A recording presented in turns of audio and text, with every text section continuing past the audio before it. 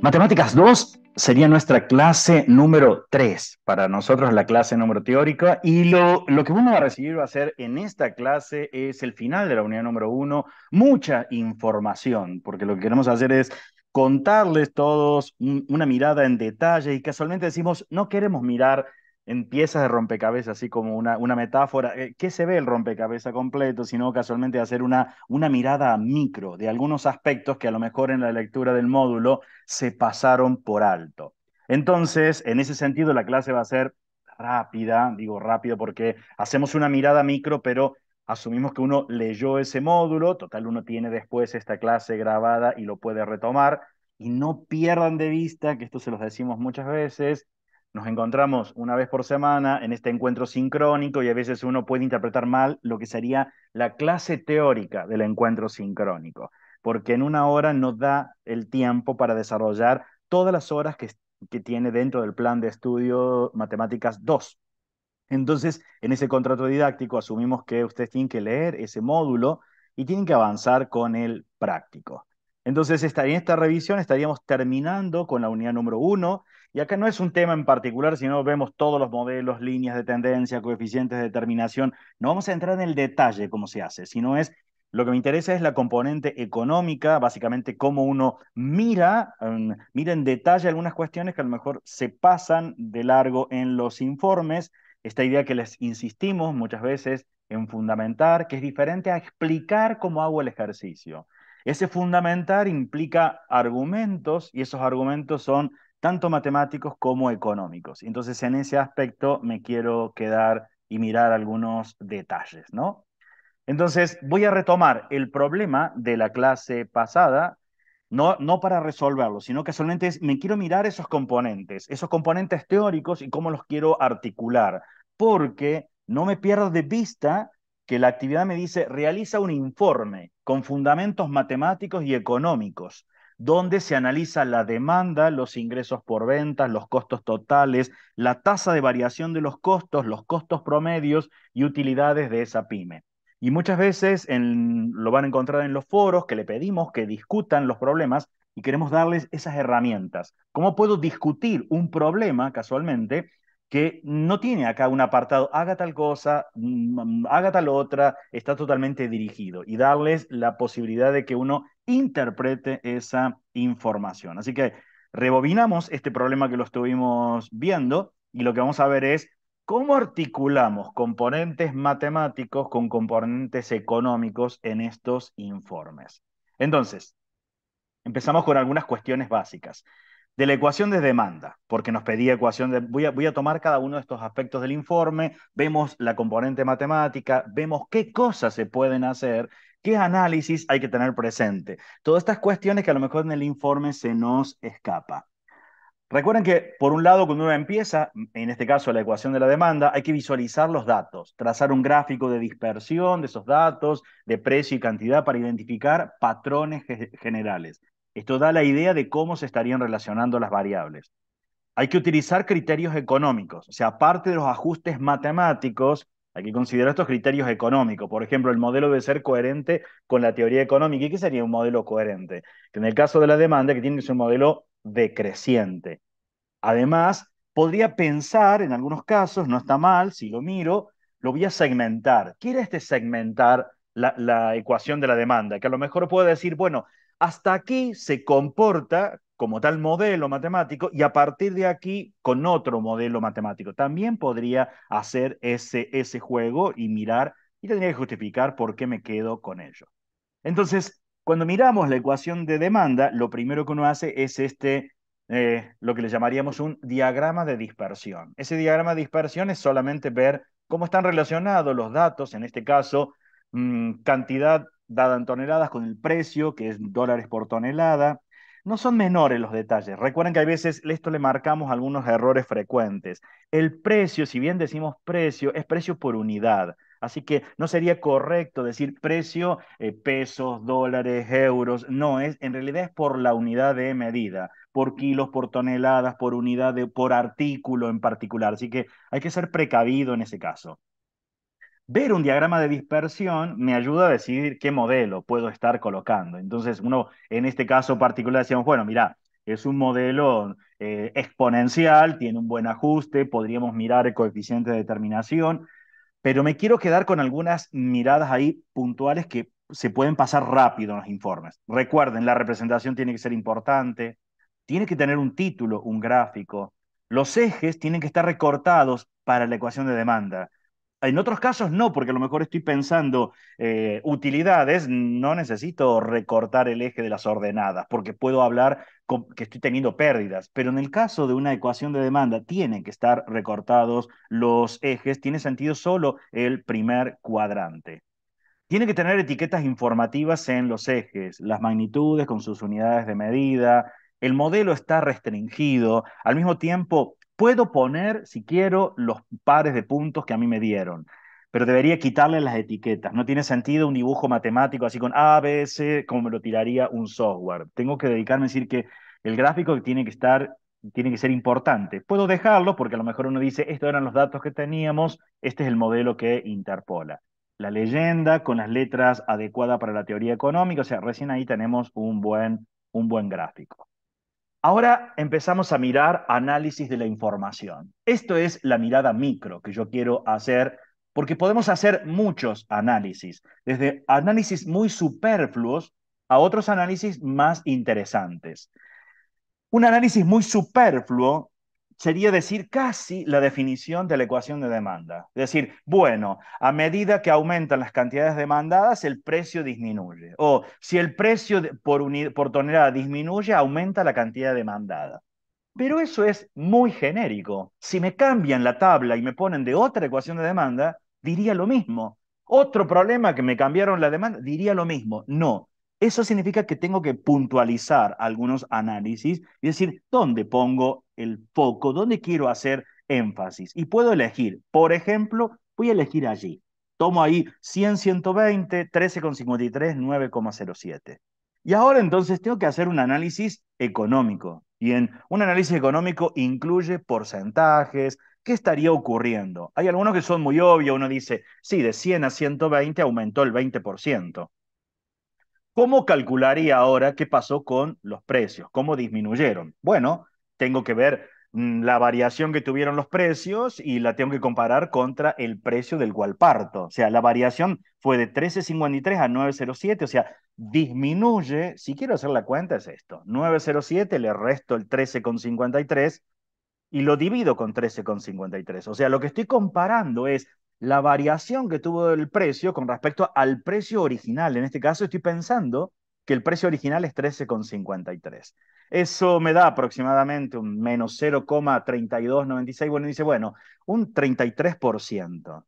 Pero ahora tengo que escribirlo adecuadamente. No puedo decir, aumenta un 20%, los precios disminuyen un 33%. No, eso no es cierto. O sea, lo tengo que ver en el contexto de que estoy en una ecuación de demanda. Entonces tendré que decir, bueno, en un margen de producción de 100, de 100, podría decir opción uno. Después uno evalúa cuál es más pertinente para la información. Si yo digo, mira, en un margen de producción de 100 toneladas, se va a demandar un 20% más, o sea que me voy a pasar a 120 toneladas, si el precio, que estaba en 13,53, disminuye en un 33% y se va a un 9,07.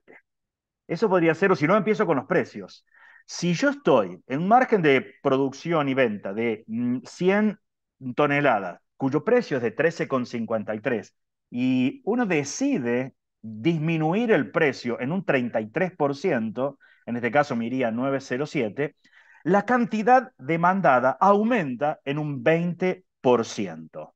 Si yo veo, puedo decir, ante los porcentajes, si quiero ver, no es tan sensible en este caso el porcentaje de la variación de la cantidad con respecto a la variación porcentual del precio, porque tengo en valor absoluto, tengo un 33 contra un 20. Debo ser cuidadoso que ahora decir, acá disminuimos el precio. Uno dice, sí, pero habitualmente el precio no se disminuye. Lo que suele ocurrir es que aumenta el precio. Bien, correcto. Entonces, si hacemos eso, entonces tendríamos que decir, acá tenemos un aumento del precio. ¿En cuánto estaríamos aumentando acá el precio? Me voy de 9,07 a 13,53. La lógica de cuentas es la misma. 13,53 le descuento el 907 y lo comparo contra el 907. Es un 49,2. Esto es un llamado de atención para quienes a veces no prestaron atención en cuestiones de porcentajes. Pasar de 13,53 a 907 disminuye un 33%. Pero de 907 pasar al 1353 no aumenta el 33%. Así que guarda en qué sentido uno hace estos cálculos con los porcentajes. Aumentó un 49,2. ¿Y ahora qué pasó si me voy de 120 a 100?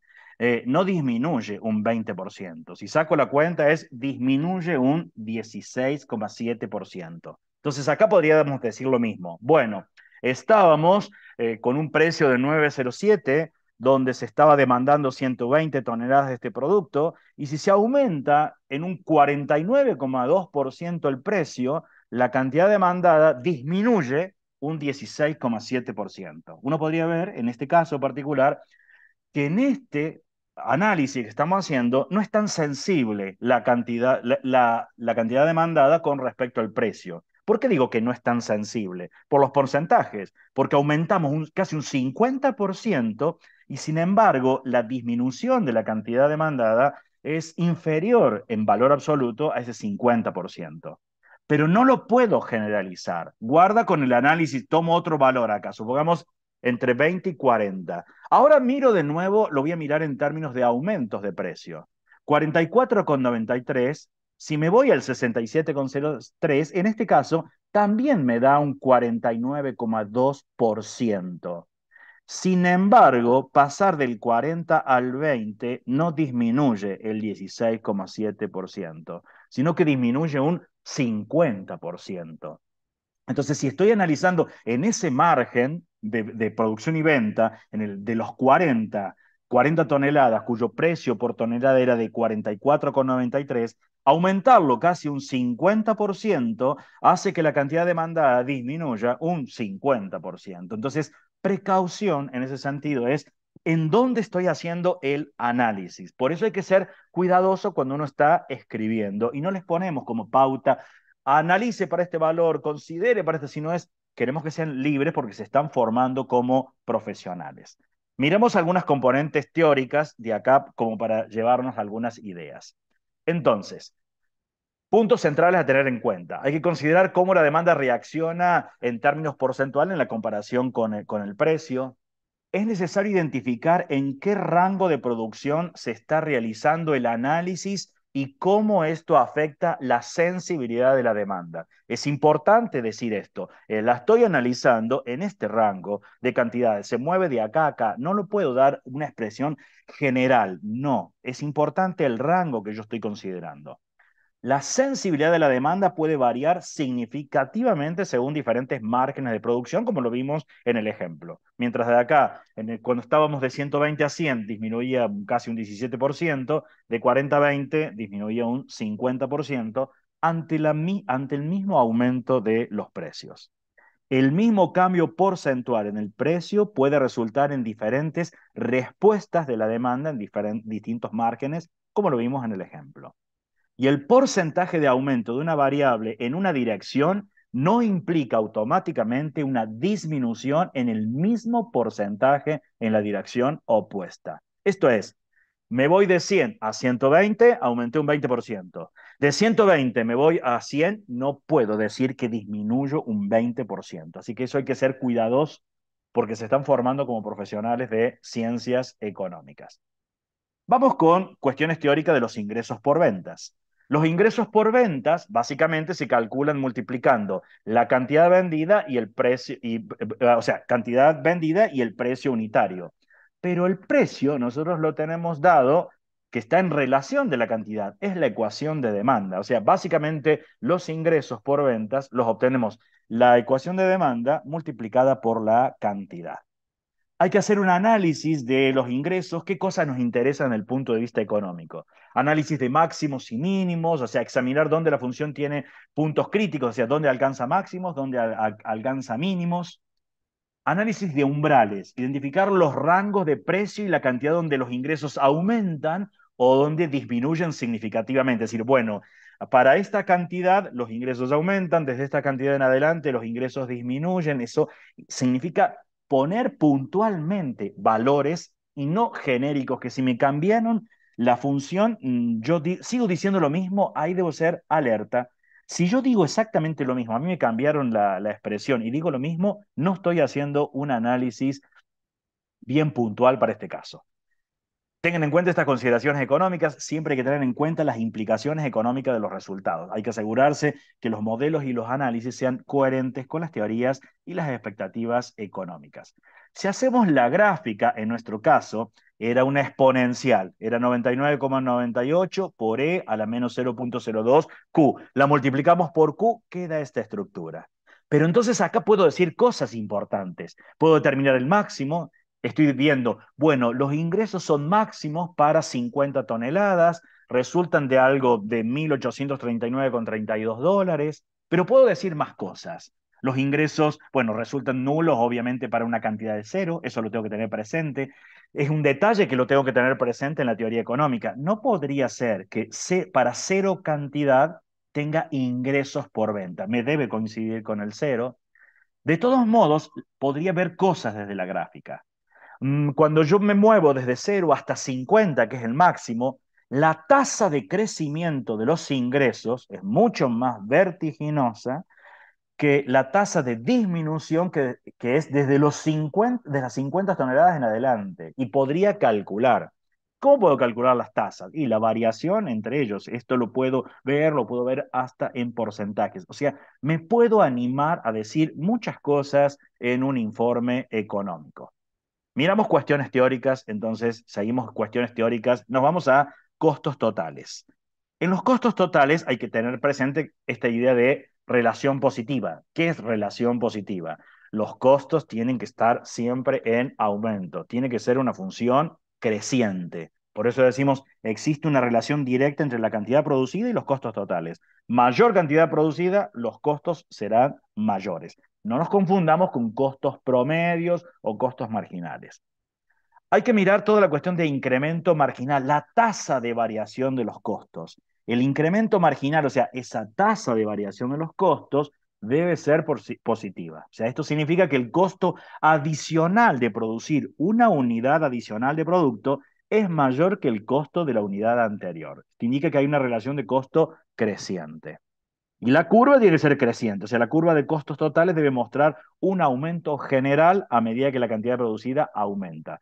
Puede tener diferentes formas, lineal, cuadráticas, cúbicas, eso va a depender de la estructura de los costos y uno lo ajusta. En nuestro caso, queda esa estructura, no dice está bien, es creciente, quedó un modelo polinómico de grado 3. Miren que conformamos es los rótulos, los títulos, quitamos letras, no tiene sentido los costos, en este caso hablar de costos negativos, pérdidas, no, porque no tendría sentido, tenemos los costos fijos, podemos leer cosas en la expresión en la expresión analítica, 250 son los costos fijos, estos son los costos variables. De todos modos, cuando veo la gráfica, también puedo ver la tasa de crecimiento.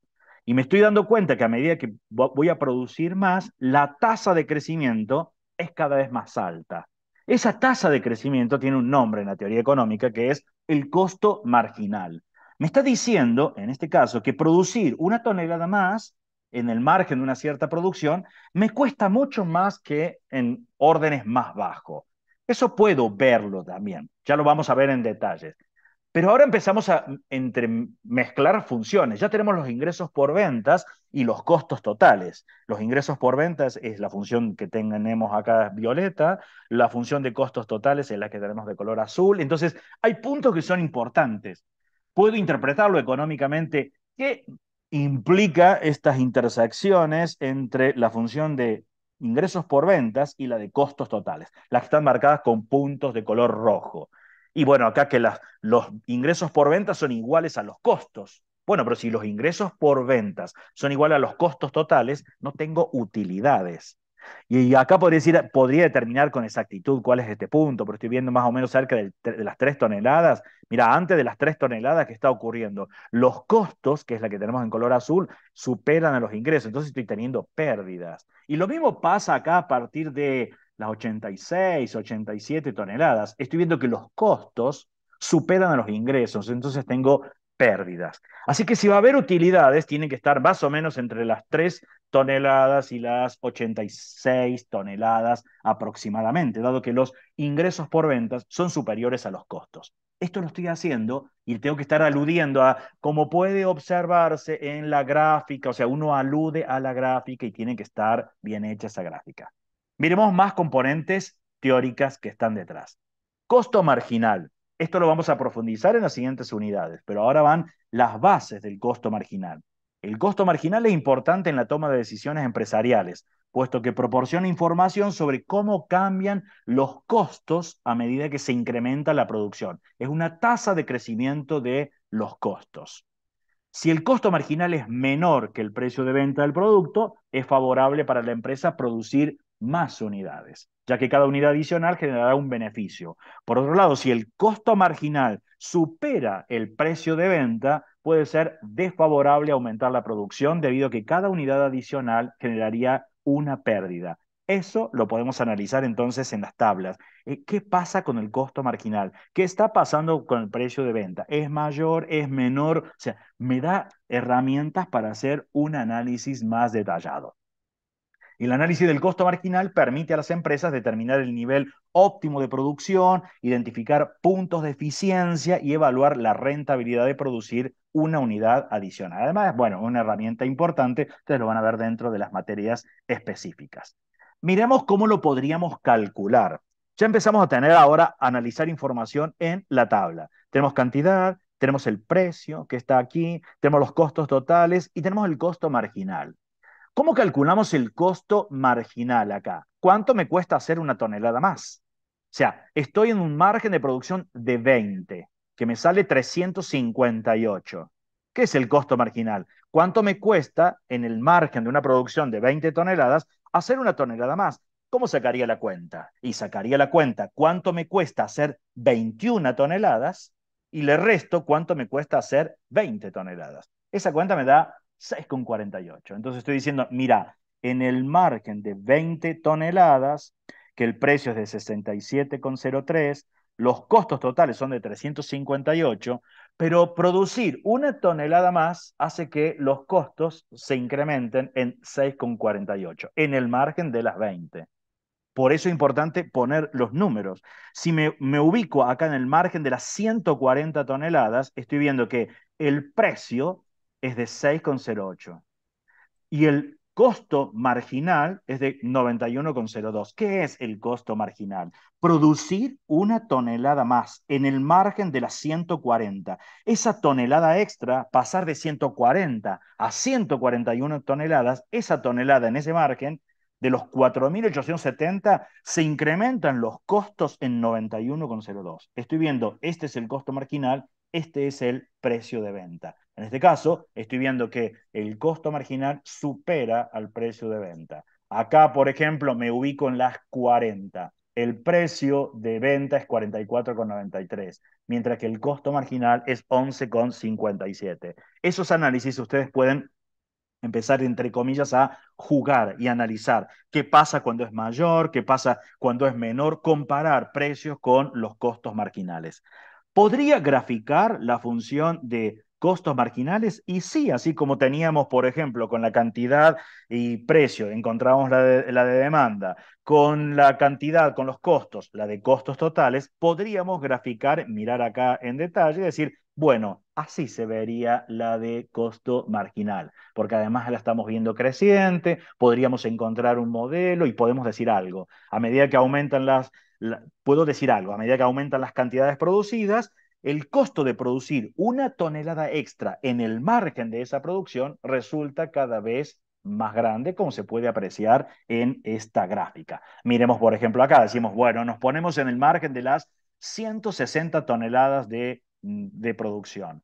Hacer una tonelada más, ¿en cuánto se incrementan los costos totales? O sea, ¿cuánto me sale esa tonelada extra? Si lo miro en la gráfica, cerca de los $120 me sale esa tonelada. Sin embargo, si estaba, miramos acá, en las 120 toneladas y está saliendo un orden un poco menos de $70 la tonelada. O sea, me da información con respecto a los costos marginales. Sigamos viendo más teoría al respecto. Costo promedio. ¿Cómo lo definimos? La función de costo promedio representa el costo medio por unidad de producción y es una medida importante para analizar la eficiencia y la rentabilidad de una empresa. Matemáticamente se obtiene dividiendo por la cantidad a la función de costos totales.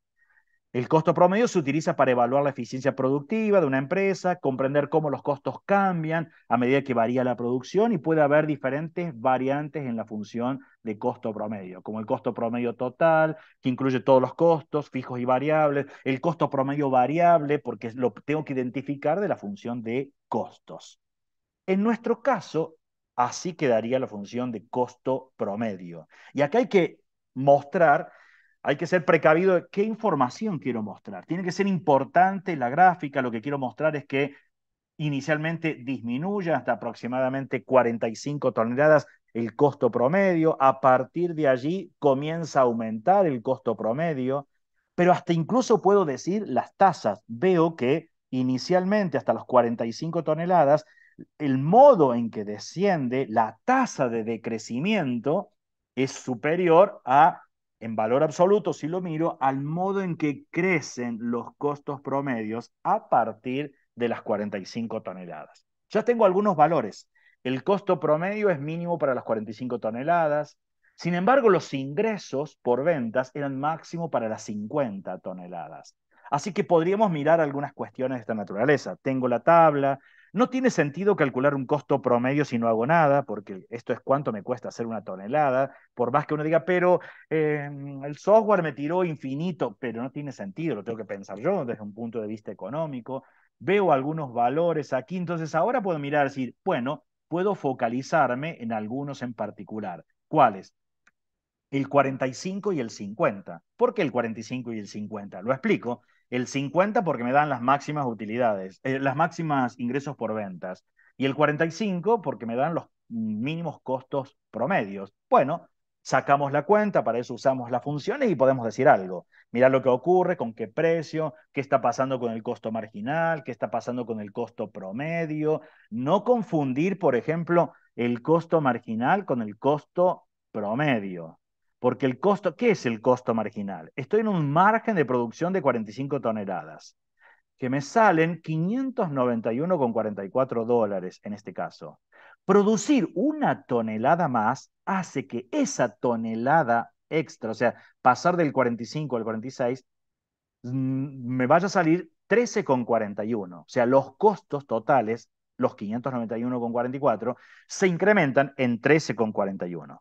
Sin embargo, en promedio, hacer 45 toneladas me sale cada tonelada 13,14. No podría decir, bueno, pero entonces si yo hago una más, paso de 45 a 46, esa me sale 13,14. No, me sale 13,41. O miremos la línea del 50. En el margen de las 50 toneladas, cada una en promedio sale 13,25.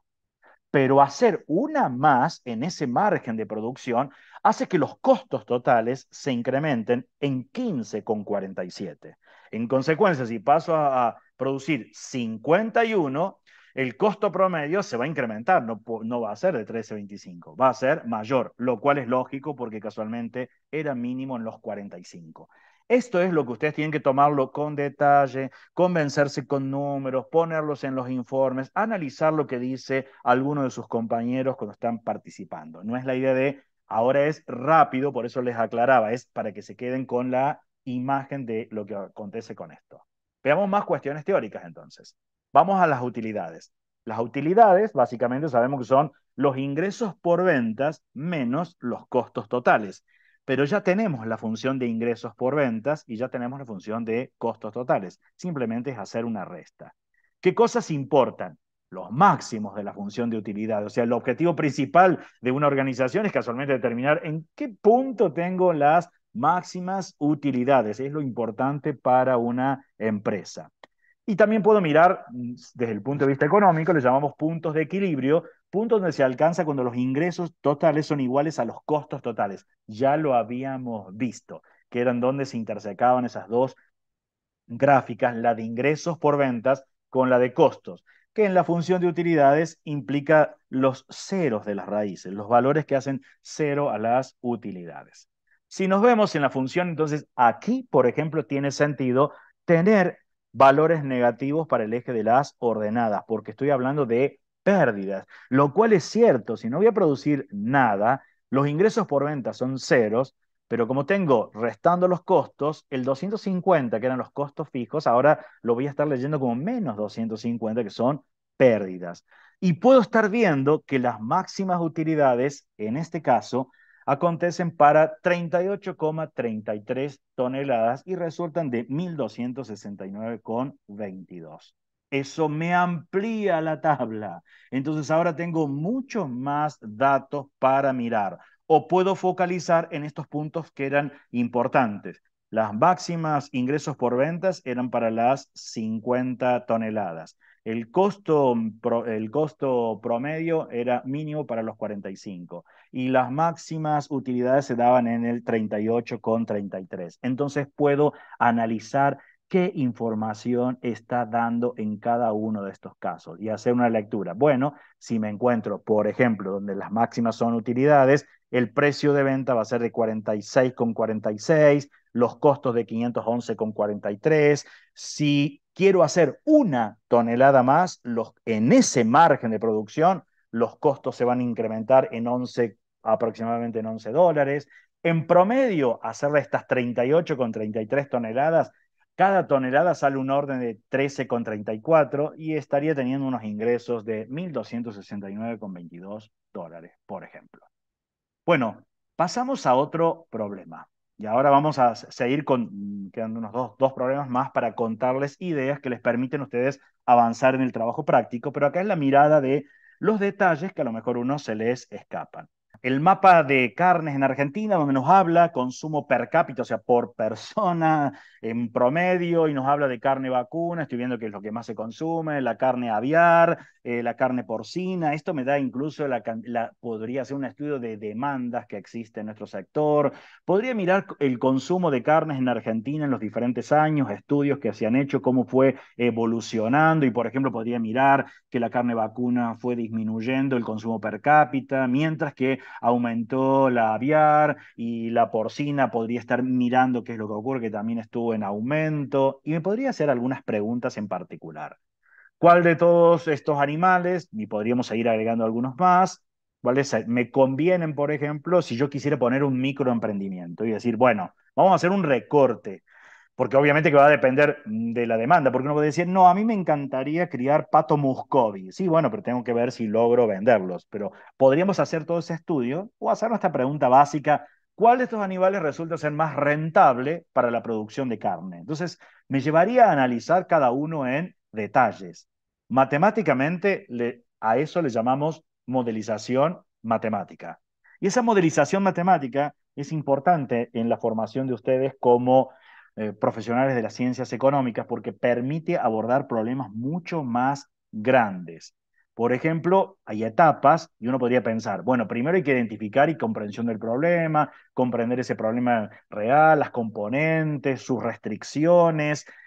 ¿Qué más? Habría que formular matemáticamente el problema, o sea, traducir ese problema del mundo real a términos matemáticos, tratar de identificar cuáles son las variables relevantes, qué recortes uno va a hacer.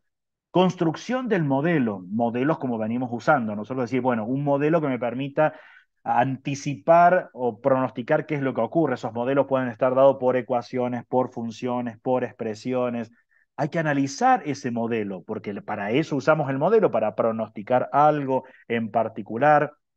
Validar después el modelo, porque uno puede hacer un ajuste. ¿Está bien lo que pronostica este modelo para el ajuste que estuvimos haciendo? Y podríamos seguir después. Nosotros no lo hacemos en nuestro curso porque no nos da tiempo, sino es ajuste y refinamiento de esos modelos, porque puedo ajustar, es decir, ¿esto se corresponde realmente con la realidad o hay que hacer algunos ajustes en particular? Interpretación de resultados, comunicación y presentación, esto a través de informes de lo que uno estuvo viendo, pensemos que se fuese cría de animales, tomar decisiones al respecto, reevaluación y revisión de lo que estamos haciendo. Miremos un caso particular. Supongamos que tomemos identificación y comprensión del problema. Comprender el problema del mundo real, sus componentes esenciales y sus restricciones. Definir claramente los objetivos de la modelización. Bueno, empiezo con uno en particular.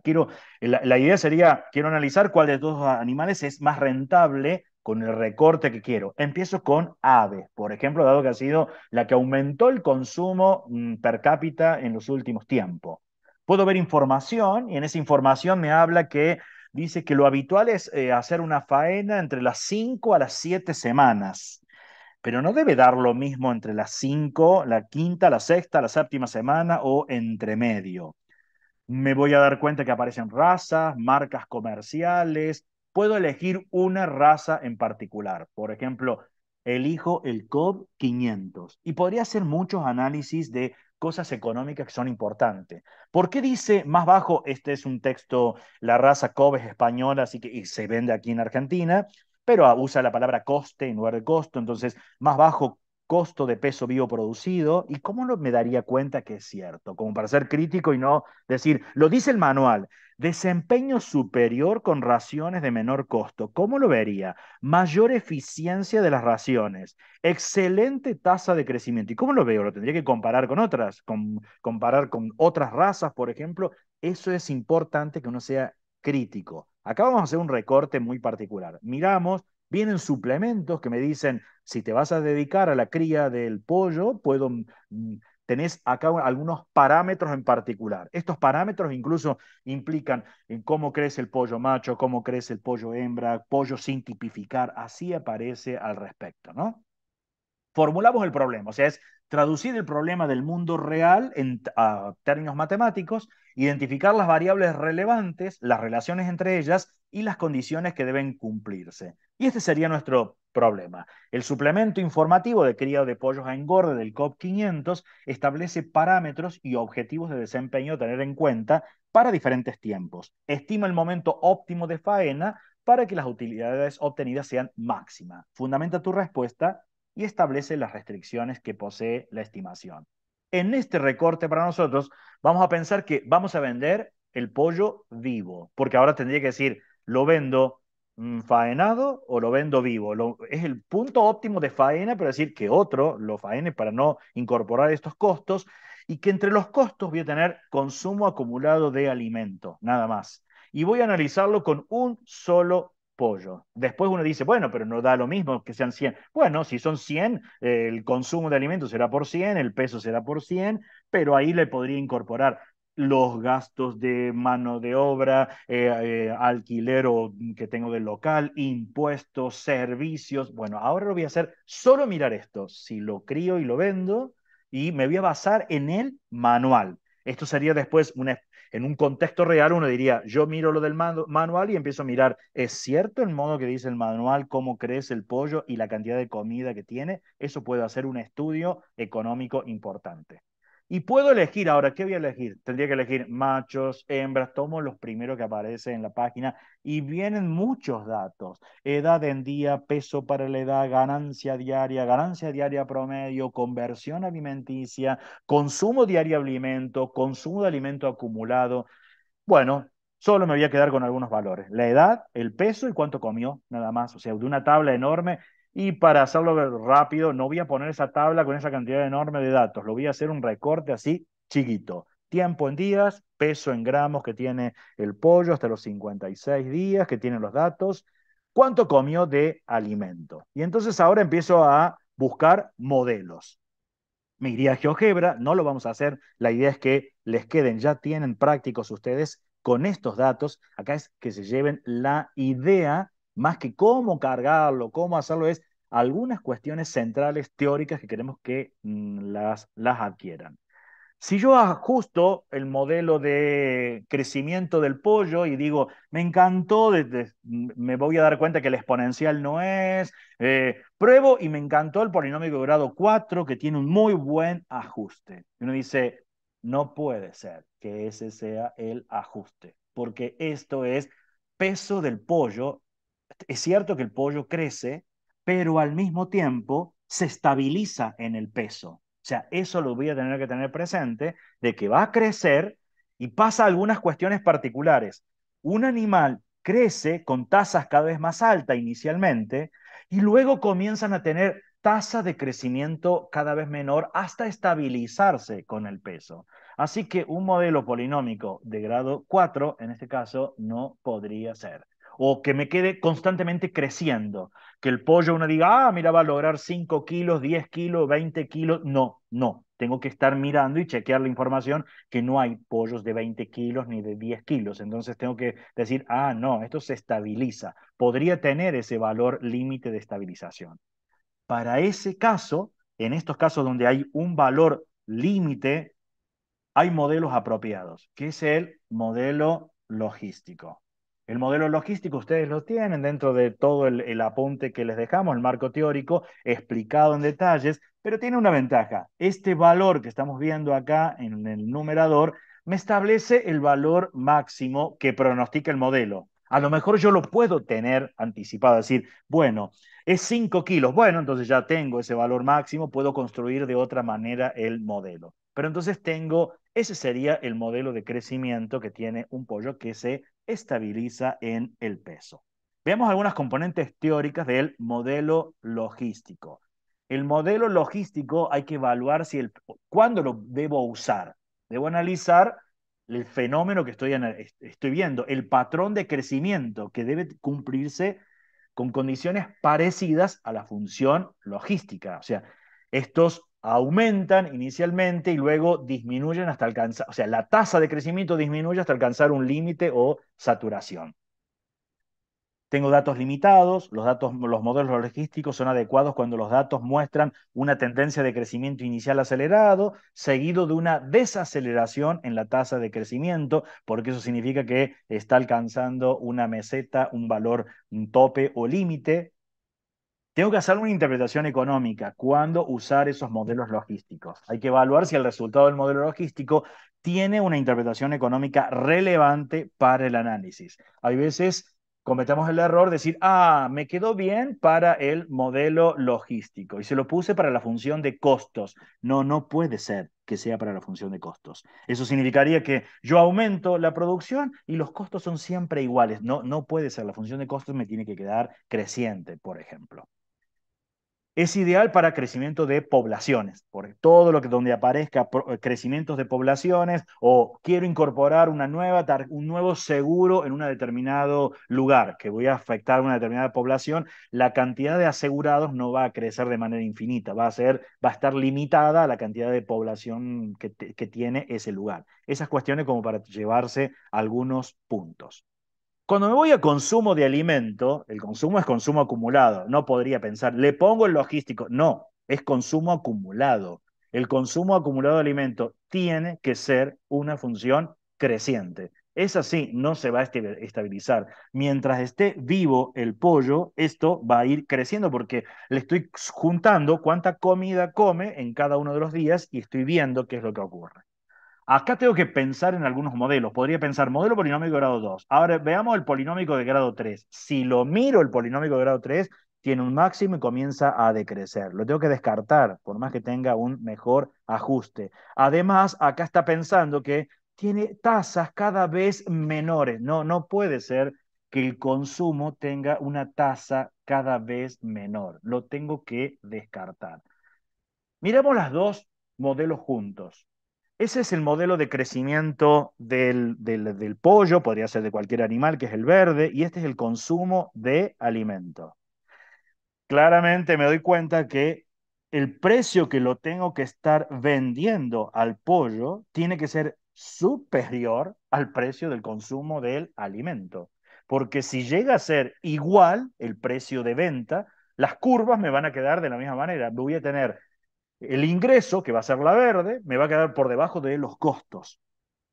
Podría buscar información o si no decir, bien, hay una relación entre el precio de venta y los costos que yo voy a tener. O sea, tengo que estar pensando que si yo lo pongo a un determinado porcentaje de venta al pollo, el consumo el alimento balanceado tendrá que ser un porcentaje menor. ¿Cuánto? ¿50% del valor que lo estoy vendiendo? ¿60%? ¿40%? Eso me da lugar a analizarlo con GeoGebra. Y esto es lo que decimos, hay que chequearlo después contra la información que tenemos en la realidad. ¿A cuánto está el kilo o el gramo? En este caso lo tenemos en gramos. ¿A cuánto me quedaría el gramo de balanceado que lo estoy consiguiendo? ¿A cuánto estaría vendiendo el pollo, por ejemplo? Yo acá hice una relación de 100% es el valor que lo estoy vendiendo al pollo y acá el balanceado lo estoy consiguiendo al 50% del valor que lo vendo. Si es así, me dice, mira, más o menos a los 42 días habría que estar vendiéndolo. Y uno dice, está bien, es más o menos lo que establecen los estándares. Pero ¿qué pasa si yo no lo consigo al 50%? Lo consigo al 55%. Cambia drásticamente el modelo. Ya estoy entre los 39 días y en algún caso me puedo dar cuenta, ¿qué pasaría si lo consigo? No, al 60%, al 70%. Hay momentos que uno diría, no me conviene criar pollos en esa relación. Entonces, esto es un análisis económico importante. Nos vamos al último problema como para que ustedes terminen todo el trabajo práctico. Nos dice un estudio de mercado ha revelado cómo la oferta de los productores responde a las variaciones de precios. Según el estudio, a un precio de unos $6 por tonelada, se ofertarían 300 toneladas de un producto. Si el precio es de 14, o sea, lo estoy aumentando, se van a ofertar mayor cantidad. Acá no estamos hablando de demanda, es la oferta. Estamos desde el punto de vista del productor. Entonces, ahora, si el precio es de 26, estoy dispuesto a ofertar cada vez más. Y me preguntan, el precio actual que están ofertando los productores es de unos $35 por tonelada y piensan aumentarlo en un 20%. Analizar el comportamiento que tendrá la oferta desde la mirada de los productores ante el aumento propuesto. Bien, me llevaría a hacer una tabla de valores, relacionar precio con cantidad. Entonces, miremos algunas cuestiones teóricas. La ecuación de oferta. La oferta en economía es la cantidad de bienes y servicios que los oferentes, o sea, los productores, están dispuestos a poner a la venta en el mercado a precios determinados. Ley de oferta. A medida que el precio de un bien o servicio aumenta, la cantidad ofrecida de los productores también aumentará y a medida que el precio disminuye, la cantidad ofrecida disminuirá. No se comporta como la demanda. Orientación hacia la venta. La función de oferta revela la voluntad de las empresas de vender, pero no determina la cantidad definitiva que se intercambiará en el punto de equilibrio del mercado, por ejemplo. Esto es una... Debo hacer la distinción entre efectivamente lo que vende la empresa y otra cuestión es decir, sí, yo también, yo estaría dispuesto a vender esta cantidad de un producto a un precio tan alto. Ahora hay que ver que los consumidores vayan a comprar ese producto. En la elección de los modelos, en el caso de las ofertas, hay modelos que son clásicos que uno puede incluir, o los polinómicos, logarítmicos y exponenciales. No le voy a pensar el logístico, no voy a pensar trigonométricos, por ejemplo. Hay cosas que ya las tenemos que descartar. En los polinómicos se incluye los lineales también. Entonces, nos vamos a la gráfica. Graficamos, queda un buen modelo, en este caso particular, una polinómica de grado 2, entonces uno puede decir, está bien, está creciendo, tengo para analizar la información. Y ahora me dice, ¿qué pasaba con los precios? Porque del 35 estaba pensando que se aumentaba y puedo mirar que corresponden y lo puedo hacer gráficamente y está bien esos análisis cuando lo presentamos en la gráfica, pero debe haber un informe que me esté diciendo, como en la gráfica se puede ver tal cosa. Vemos que ante un aumento del 20% del precio, los productores estarían dispuestos a aumentar la cantidad que están ofreciendo. ¿En qué porcentaje? Un 15,22. Miremos estas cuestiones porque a veces los gráficos es necesario poner esos números, porque cuando uno mira lo que pasó en un 20% en esa escala, parecería como que el porcentaje de la cantidad ofrecida era mucho mayor. No, guarda con las escalas. Por eso es importante en las gráficas colocar valores y explicar adecuadamente. Bien, recordemos entonces, desde el productor voy a tener el vendedor y por otro lado tengo el consumidor y comprador. Sigamos con el mismo problema. Supongamos en ese mismo tipo de producto, el estudio de mercado también determina el comportamiento que sufre la demanda. Y ahora nos dice el comportamiento que tiene la demanda. Para un precio de 40 se demandan 300. Si el precio disminuye 28, se van a demandar más, 600. Si el precio ahora lo disminuyo a 18, mayor cantidad también se va a demandar. Y me pueden preguntar ahora, no solo la ecuación de demanda, sino encuentra el punto de equilibrio de mercado. Bien, veamos algunas cuestiones. Encuentro la ecuación de demanda. Me dieron tres datos. Un ajuste que queda perfecto es el polinómico de grado 2.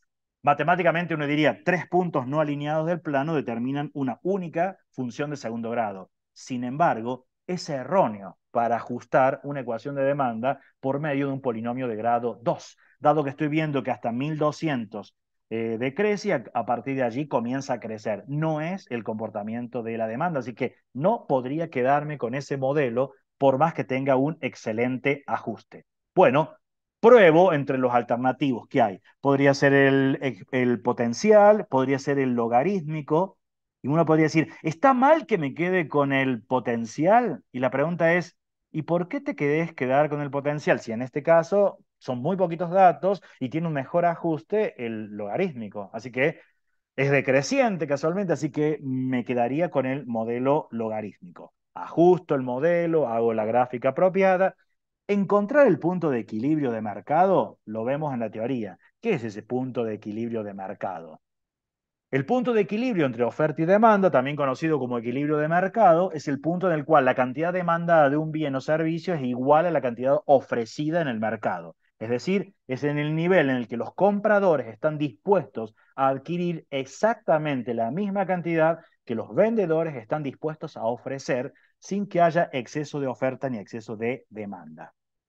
Hay una cuestión tener presente que es determinación de precios. El precio al cual se alcanza el equilibrio de mercado se denomina precio de equilibrio o precio de mercado. Este precio es el resultado de la interacción entre cantidad de los consumidores que desean comprar y la cantidad que los productores están dispuestos a vender. Hay muchos más supuestos que nosotros no se los colocamos. Ustedes lo van a ver dentro de las economías, ¿no? Porque uno está pensando que con respecto a competencia, el tipo de producto y demás, que nosotros no se lo estamos colocando. Esta idea de homogeneidad del producto. Se asume que los bienes o servicios ofrecidos por diferentes productores son idénticos en calidad y características, lo cual no siempre es así. Siempre hay marcas alternativas. Y que no hay diferenciación del producto entre distintos vendedores, porque es un modelo más bien teórico. Bueno, si lo miramos en GeoGebra, tendríamos la oferta, la demanda, el punto de equilibrio y nos queda para decir cosas. Bueno, el punto de equilibrio se encuentra aproximadamente a 991 toneladas que se estarían vendiendo a un precio de $20,70 aproximadamente la tonelada. Todo este tipo de problemas ustedes los tienen en el práctico y los invitamos a que ensayen los informes en los foros de discusión. Recuerden que no es cuestión de poner todo el informe completo, sino que uno puede poner una parte del informe que uno está realizando y estar esperando que otros complementen y los animamos a ustedes casualmente a complementar esos informes. Le decimos complementar los informes, es decir, yo me puedo animar a hacer un análisis diferente, pensar acá y puedo decirle, complemento este informe, complemento de esta manera, como para ayudarlos a hacer análisis económicos, buenos análisis económicos. Hola, ¿qué tal? Buenas noches. Yo soy Martín. Yo hago Martín, una consulta que decime. por ahí tendría que haberla hecho antes, pero ahora me surgió la duda. Si yo tengo ahí en los gráficos que he estado viendo, yo tengo digamos, una cierta cantidad, digamos, me dice cero cantidad, por ahí en los gráficos me sale un precio, como que para cero cantidades sale un precio. Eso no lo termino de entender cómo puede ser que para cero siempre hay algo. Eh, Primero, acordate que eso estás haciendo ajustes y tenés que pensar que los modelos tienen limitaciones. Vos no podés decir, el modelo pronostica esto y me dice que tiene sentido en este caso, por ejemplo, voy a mirar este último. Lo que tenía sentido era los puntos de equilibrio. Entonces miro el punto de equilibrio y uno dice, eso está en el orden de los 900. No me importa qué está ocurriendo al otro porque además los modelos no te van a quedar apropiados. A lo mejor haces un ajuste en algún momento de una función. Supongamos que no tenés la de demanda, tenés solamente cantidades y tenés ingresos por ventas y haces el ajuste.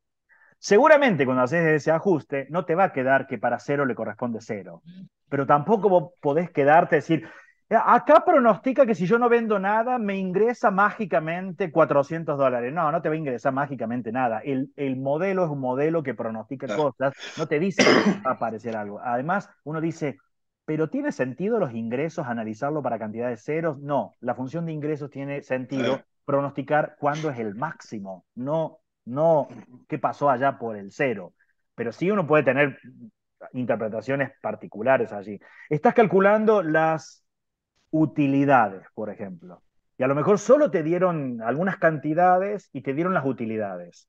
Y la ajustaste y te quedó un valor positivo. Uno dice, no podría ser que te quede. Pero bueno, si tu problema es decir, yo quiero analizar las utilidades máximas, recortas el problema. Es decir, el modelo tiene sentido desde 100 toneladas en adelante, porque estás advirtiendo que a lo mejor para cero dice que tenés utilidades de $400. Absurdo. O sea, para cero deberías tener pérdidas. ¿Por qué deberías tener pérdidas? Porque no vendo nada y tengo los costos fijos que operan en contra. Pero como el objetivo de tu problema no era analizar lo que pasaba con cero, sino cuándo eran las utilidades máximas, lo recortas al modelo. Esa es la idea de segmentar los modelos. Decimos, bueno, este modelo tiene sentido para valores mayores a cero, mayores a 10 o para tal cantidad u otra. Bien, bien. Muchas gracias. No, por favor. ¿Algún comentario, algo más? Ahí veo que en el chat dice, las utilidades promedio, ¿se las saca como a los costos promedios? Sí, la utilidad promedio, si quisieras hacer, eso es Claro. cierto, sacás igual. La El función de utilidad procedimiento es el mismo. es el mismo. Utilidades, la función de utilidad la dividís por la cantidad y te da utilidad promedio. Exactamente. Lo mismo pasaría si uno quiere hacer, quiero ver ingresos por ventas promedio. Todo lo que es promedio lo divido por la cantidad y tengo esa estructura. Está bien. No se hace con la función de costos, eso con el modelo de costos no se hace con el modelo de utilidades, pero sería el modelo de utilidades dividido la cantidad. Exacto. Exacto, exacto. Tienen para avanzar con el trabajo práctico. Ya la semana que viene nosotros estamos en nuestra segunda unidad didáctica y ustedes tienen para terminar todo este trabajo práctico y debatir en los foros de discusión todo lo que es un análisis, informes económicos con modelos funcionales, ajustes, líneas de tendencia y demás. Les dejamos un fuerte abrazo. Que pasen una Ay, muy muchísimas buena noche. gracias. Igualmente. Bendiciones. Gracias. Igualmente. Buenas Y hasta noches. luego. Hasta Bye, bye. luego, Buenas noches. profesor. Chao, bueno.